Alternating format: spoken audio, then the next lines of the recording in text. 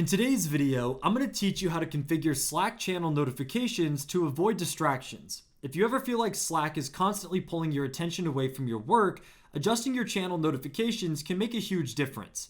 Instead of turning everything off or leaving everything on, we're going to focus on customizing notification channels by channel so you can only get alerted to what really matters. First, open Slack on your desktop or in your browser and start by selecting the channel that you want to adjust. This could be a busy team chat, a project channel, or any conversation that tends to generate a lot of noise. Click on that panel in the sidebar so that the conversation is fully open in the main menu.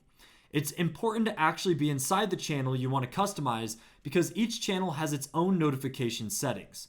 Once you're in the channel, move your attention to the top of the screen. You'll see the channel name displayed in the header area, usually with a hashtag in front of it for public channels. Click directly on the channel name.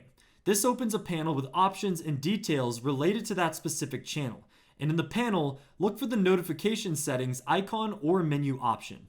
This is often represented by a small bell icon or label that mentions notifications. Click on that icon. This is the entry point to control how often Slack interrupts you for this particular channel.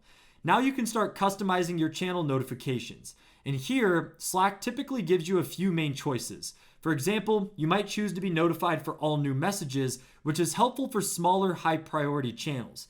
You might choose to only be notified when you're mentioned, which is ideal for busy channels where you don't need to see every single message. Or you can mute the channel entirely if you only want to check it on your own schedule.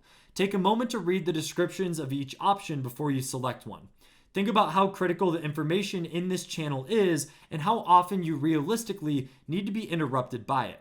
Once you've chosen the setting that feels right, confirm or save your changes if Slack prompts you. You can repeat this process for your other channels if need be, but that's pretty much it. If you guys enjoyed and found this video helpful, make sure to drop a like and check out our other tutorials.